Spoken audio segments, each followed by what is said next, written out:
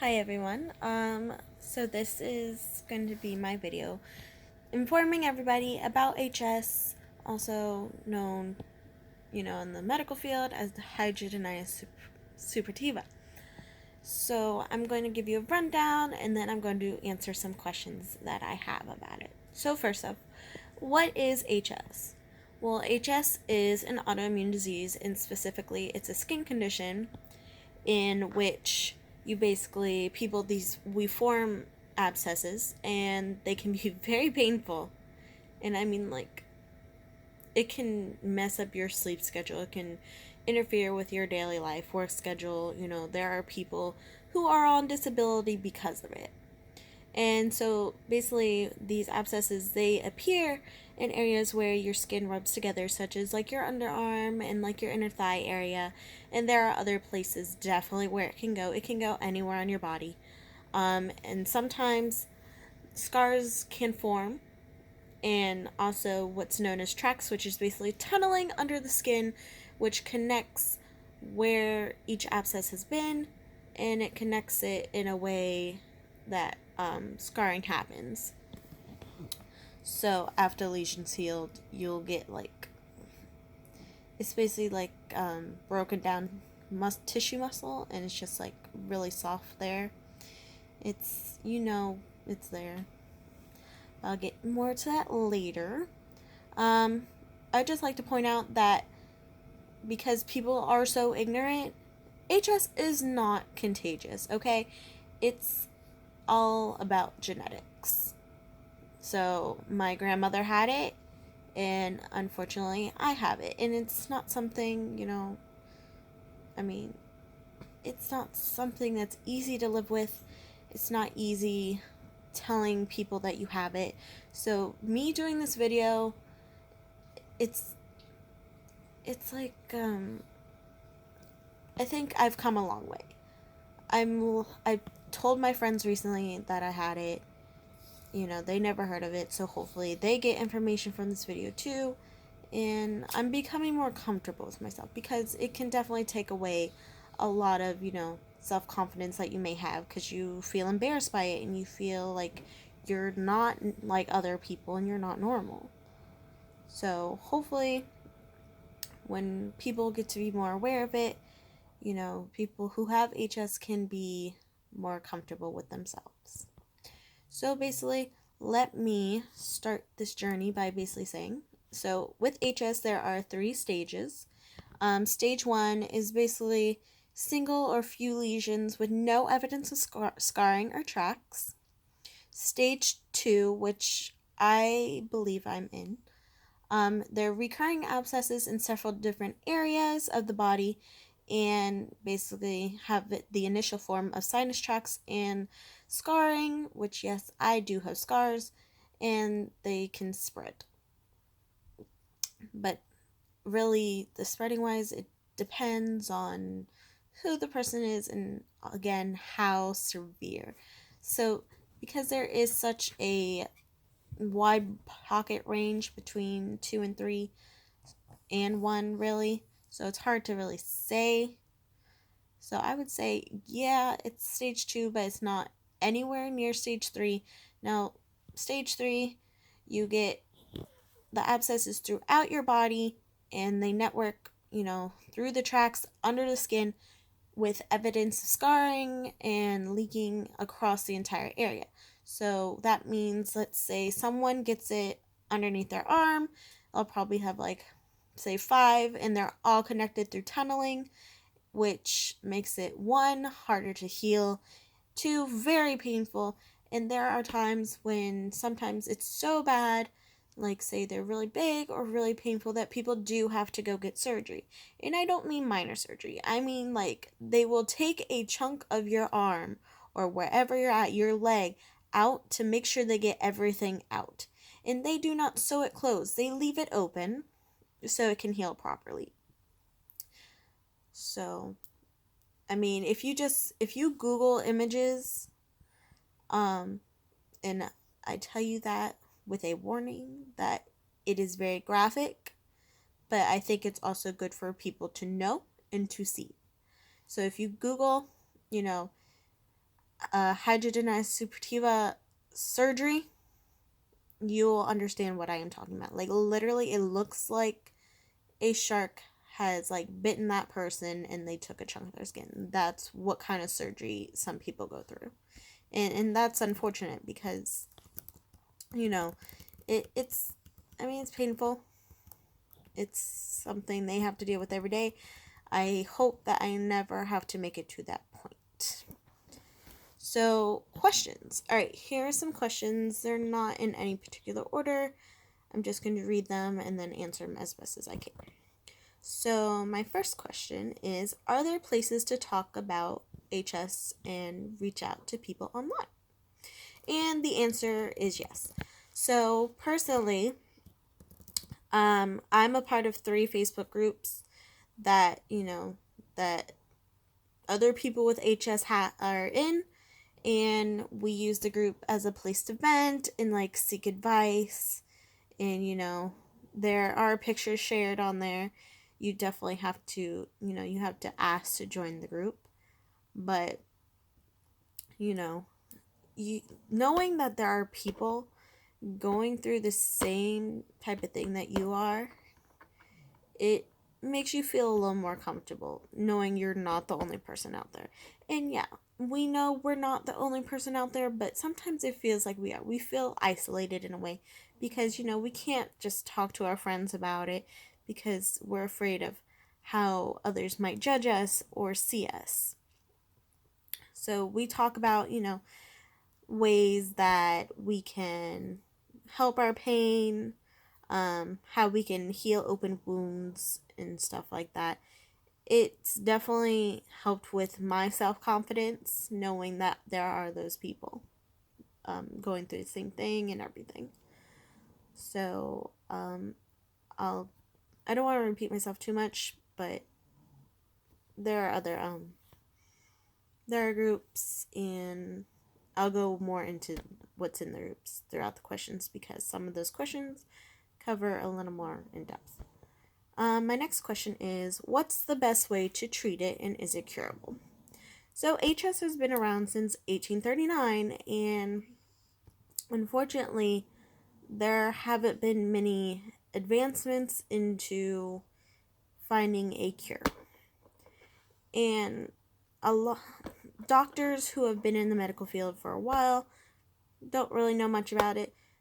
The newer doctors nowadays, they're starting to learn more about it, but they don't know too much. And as far as like treatment, like basically like temporary treatments, some people, like I said, in groups they mention things they've tried, and some of the things that I've tried have been dial soap, Zote, which is actually a laundry soap, bar of soap. It worked for a little bit, but then your body, it gets immune to it, and so you have to try different things. I tried Shea Moisture's African Black Soap. That I didn't see any difference. There are people who have seen a difference, but I have not, so I kind of stopped using it. Hebe Cleanse, when I switched doctors, the first doctor I saw, you could tell she never heard of HS, and really, she told me to use this. I tried it, it did not work. And then I switched doctors. Ointments, they can kind of help if you have an open wound just to help it close, but sometimes I feel it doesn't always work because you don't want to because I feel it keeps it too wet and it's not going to help it heal and it just makes it a little more messy. Vicks, I've tried it. It gives off a cool sensation, as Vicks does, to help, take away from the pain and, help you get some sleep at least. I mean, it's better than nothing. It's okay. I mean, I only tried it a couple times, so I can't really give a full verdict on it. Now, there are people that do get antibiotics, but antibiotics can only help so much in the fact that your body will get immune to it and you don't know what kind of bacteria is going on in that area, because there are different bacteria that, that can affect that. I think about recently I had antibiotics that helped me get rid of one that was under my skin because it was painful and it was warm. It helped that, but it didn't help anything else. A couple years ago, I did do a culture, and came back with staph infection as antibiotics, but like I said, it didn't help the others. Back when I was at my pediatrician, she gave me an antibiotics, which really, I forget what it was called, but it helped clear me up for like a couple months. So I don't remember what it is, and that's too bad. now I now I deal with it. So some other things. Humira. Humira has actually been approved for people with HS. I haven't tried it. I've seen people in the groups who have said they've tried it or that they're going on it, and it's like a 50-50 thing. It works for some people it doesn't. I don't know if I'll ever do Humira just because I don't feel comfortable with giving myself shots every so often. So what I'm trying to do is take my referral to a rheumatologist so I can go and get infusion treatments. And so basically, infusion treatments is exactly what it sounds like. You're in this office, like a clinic situation, and you're sitting in the chair, they hook the IV up, you're sitting there for a couple hours getting whatever infusion that you need inside your body. And like I said, it's another hit or miss thing. Some people say it helps, some people say it helped for a little bit, but then their body got too immune to it and they had to stop. So we'll see where that goes. What activities are off the table for people with HS? So this question, it depends on the person and how much pain they're in. Some people, they'll swim in a swimming pool, but they won't swim in an ocean just because they feel that oceans are more dirtier and have more chances of having bacteria than a pool with chlorine. Some people may not ride a bike because it hurts, or people, like I said earlier, it affects people in their daily lives. Like just going to work is hard for them, so they're on disability, and try to explain that to your boss. It's not comforting. It's not easy, because next thing you know, you feel like you're going to be judged, and they're just going to look at you and be like, you don't look disabled, why can't you work? So there's gray area on that matter too. So next question, is it permanently on you or does it come and go? Alright, so it's basically it's kind of both, just because permanently because there is no cure, comes and goes because you have them and you can get them to heal, but then they come back, so they just keep coming going. There are some people that have abscesses that stay for months at a time, and they're trying to heal it, but it's just not working. So sometimes you just have to kind of just write it out, pain and all. What's the ratio like when it comes to good and bad days? Personally, I would say that at the moment, I'm having mostly good days. I haven't had a bad day lately. There are times though when I've definitely had a bad day, just because, let's say, like, I think it's like maybe 5 years ago, I had one that was really bad. It was under the skin, and I couldn't sleep for like 2 days, So that really affected me because every slight movement I made, it hurt so much that I basically would cry. So, I mean, really, it depends on the person. So, at the moment, I'm lucky enough to have more good days than bad. How bad does the pain actually get? On a scale from like a 1 to 10, there are people that could definitely be at a 10. I've been at a 10 before. And, you know, there's not a lot you can really do for pain. You could take some leave, but again, it really hurts, and you're trying not to move, and because sometimes, just walking could frustrate you because of the pain, or just sitting down and walking, two big things that definitely can make you feel like you don't want to do anything. So, I mean, to each their own. But like I said, definitely look up pictures of HS, and you'll understand why people feel like they are going to die from the pain that's being caused, and why they get surgery. It's really something. Okay. So what things trigger it? Okay. So this really differs on people.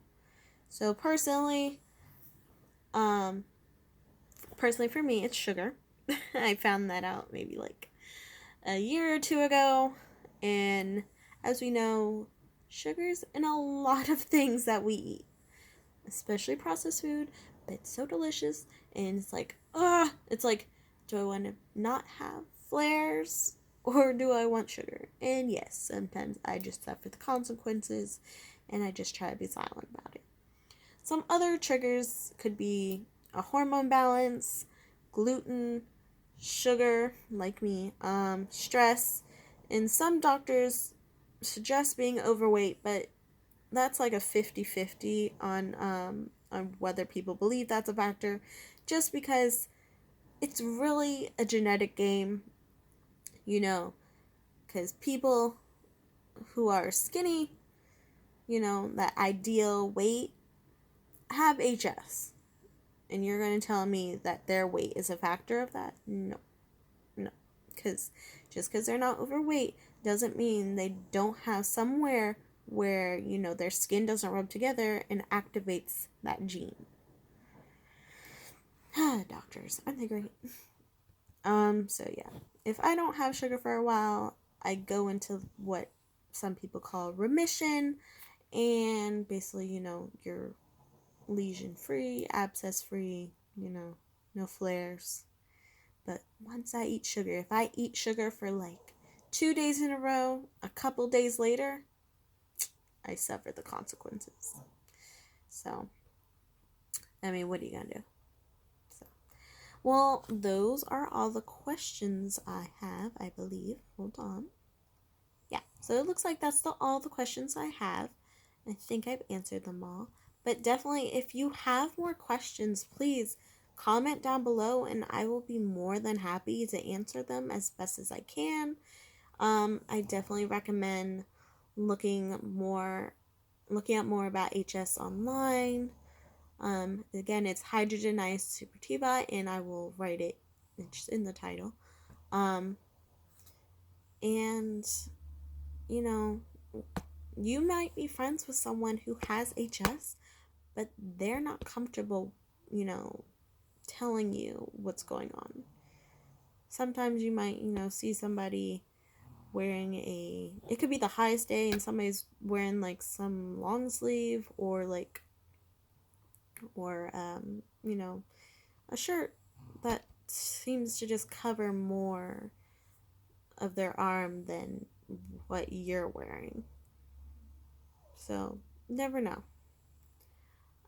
So yeah, if you guys have questions, definitely ask in the comments. I will do my best to answer them.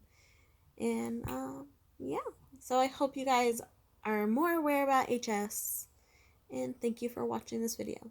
Oh, and if you haven't noticed, wearing the all caps shirt because guess what? It's Thursday, and that means that it's game day.